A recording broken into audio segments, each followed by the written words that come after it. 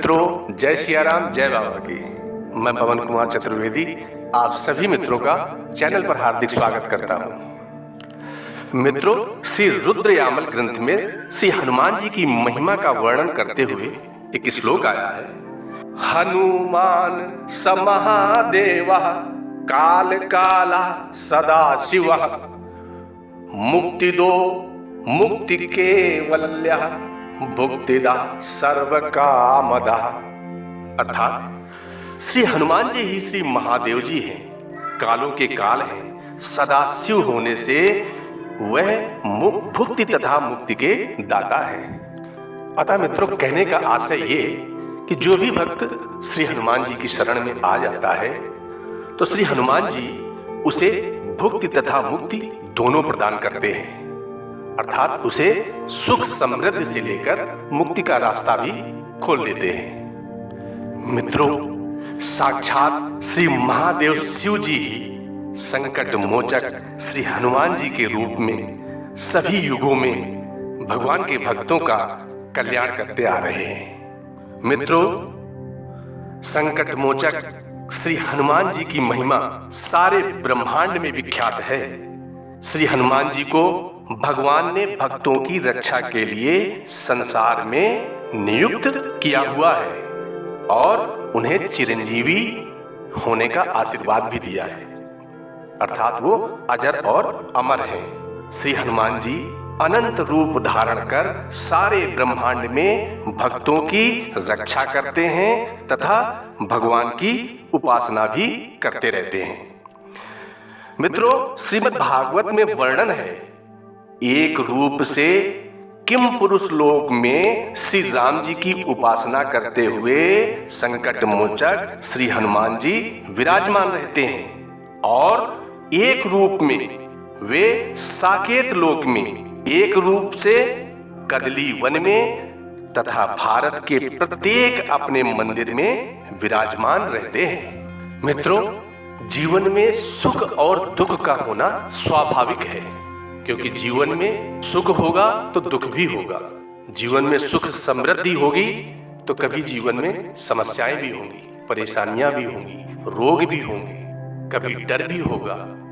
और इन सब के निवारण के लिए, या ऐसे कहें कि अगर हमें बल चाहिए, संबल चाहिए, तो उस समय हमें हनुमान जी के शरण में आना चाहिए, क्योंकि हनुमान जी एक ऐसे देवता हैं जो सब कुछ देने वाले हैं, भुक्ति और मुक्ति दोनों देने वाले हैं। और हनुमंत स्वरूप बाबा नीम करोली की कृपा प्राप्त करना है या संकट मोचन श्री हनुमान जी की कृपा प्राप्त करनी है, तो उसके लिए अगर कोई भी सरल और सहज रास्ता है तो वो है संसार का सबसे छोटा ग्रंथ श्री हनुमान चालीसा। अर्थात हनुमान चालीसा एक ग्रंथ भी है और भटके हुए को रास्ता दिखाने वाला एक पंथ भी है, साथ ही जीवन को सुखी बनाने के लिए एक मंत्र भी है, साथ में उसकी एक एक चौपाई मंत्र के साथ साथ एक यंत्र भी है। मित्रों, श्री हनुमान जी को संकट मोचन कहा जाता है। ये हर समस्या का समाधान करते हैं और व्यक्ति के जीवन में सुख, शांति और सफलता आती चली जाती है। इसीलिए रोजाना हनुमान चालीसा का पाठ करने से व्यक्ति निडर बनता है और हनुमान जी उससे प्रसन्न होते हैं। अगर रोजाना पाठ ना भी कर पाए तो कम से कम मंगलवार को पाठ जरूर करना चाहिए और हो सके तो शनिवार को भी हनुमान चालीसा का पाठ करना चाहिए। हनुमान चालीसा के 7 पाठ करने से आपकी आर्थिक तंगी दूर होती है, ऐसी मान्यता है। मित्रों, आइए जानते हैं कि श्री हनुमान चालीसा का पाठ करने से हमें कौन कौन से लाभ प्राप्त होते हैं। मित्रों, श्री हनुमान चालीसा कहती है, अष्ट सिद्धि 9 निधि के दाता। कहने का मतलब, श्री हनुमान चालीसा में कहा गया है कि श्री हनुमान जी अष्ट सिद्धि और 9 निधि के दाता हैं। जो व्यक्ति नियमित रूप से हनुमान चालीसा का पाठ करता है उसकी हर मनोकामना हनुमान जी पूरी करते हैं। यानी धन संबंधी कोई भी इच्छा या आवश्यकता हनुमान जी पूरी करते हैं। वैसे रास्ते बनाते हैं। जब कभी भी आपको आर्थिक संकट का सामना करना पड़े तो मन से श्री हनुमान जी का ध्यान करें और उनका नित्य पाठ करें। लगातार कुछ दिनों तक ऐसा करने से आपकी आर्थिक तंगी दूर होने लगेगी। मित्रों, भूत पिशाच निकट नहीं आवे, महावीर जब नाम सुनावे।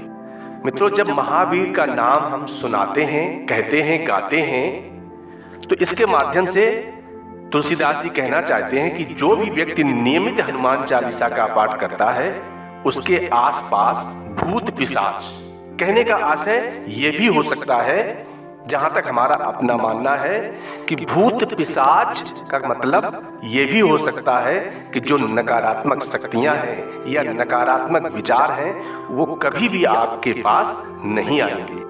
और हनुमान जी की शरण में आने वाला भक्त निडर हो जाता है, अर्थात वह जो भी काम करता है वह सही काम बिना डर के करता है। हनुमान चालीसा का नियमित पाठ करने वाले व्यक्ति का मनोबल बढ़ जाता है और आत्मविश्वास बढ़ने लगता है। अगर किसी को कोई अनजाना भय या डर सता रहा होता है तो उसे रात को भी सोने से पहले हनुमान चालीसा का पाठ अवश्य कर लेना चाहिए। नासे रोग हरे सब पीरा, जपत निरंतर हनुमत बीरा।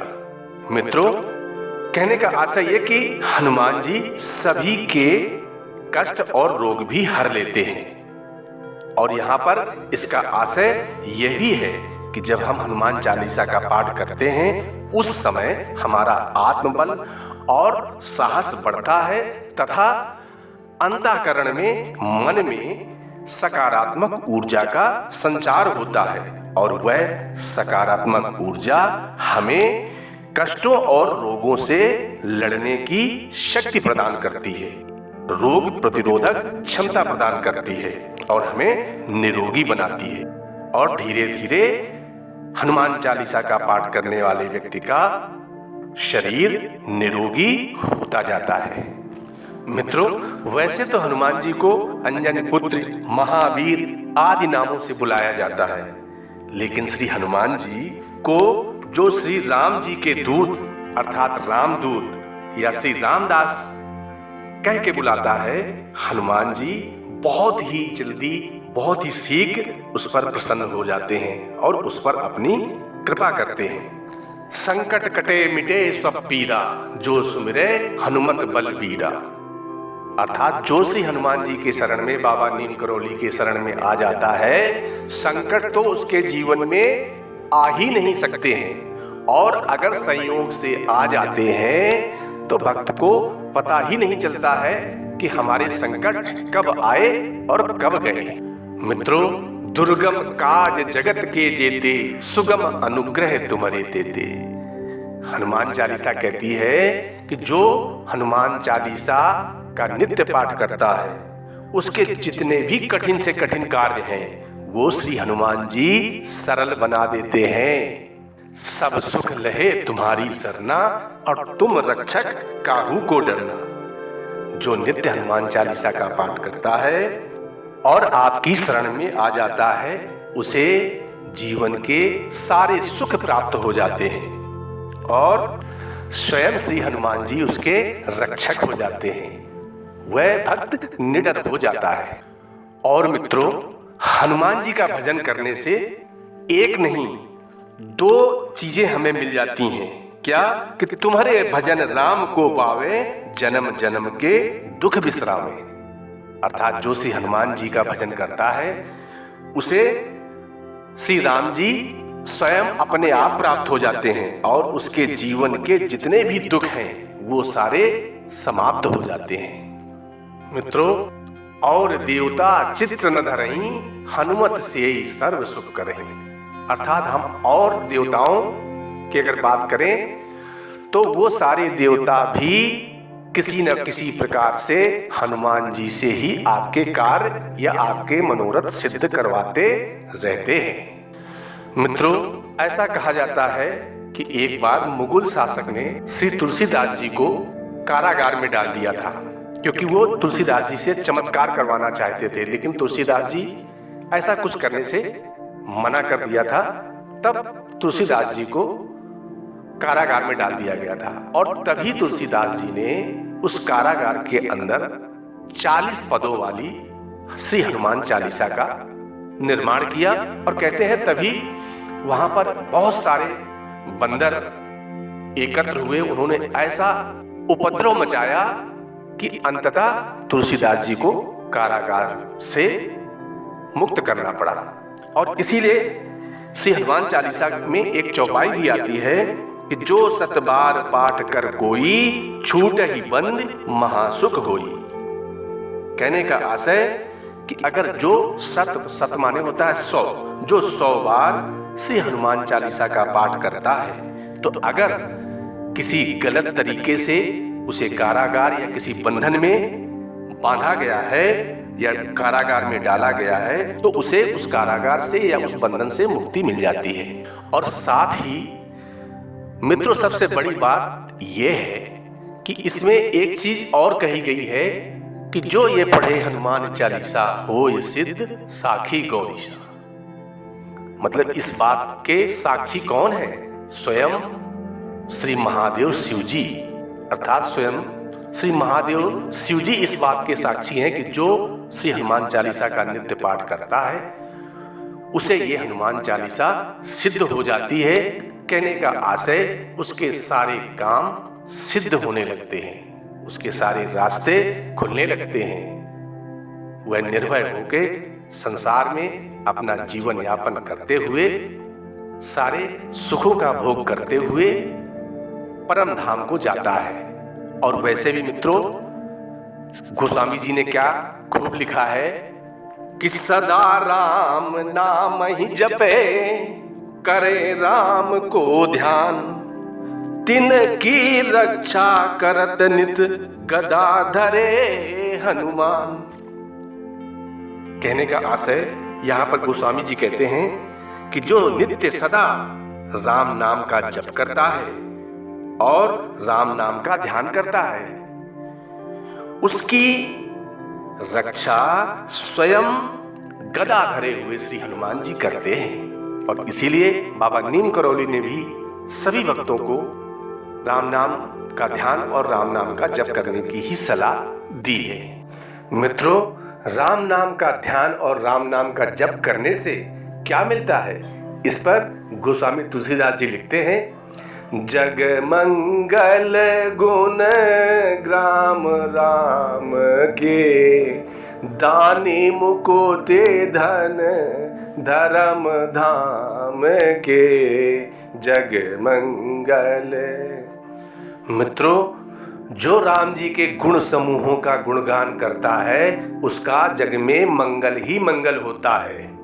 और जो राम नाम का ध्यान करता है, राम नाम का जप करता है, उसे जो चाहिए सो मिल जाता है। धन चाहिए धन मिल जाता है, मुक्ति चाहिए मुक्ति मिल जाती है, भुक्ति चाहिए भुक्ति मिल जाती है, और तो और अगर प्रभु का धाम चाहिए तो प्रभु का धाम भी मिल जाता है।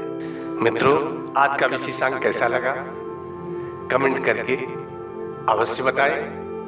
नमस्ते मित्रों, जय सिया राम, जय बाबा की।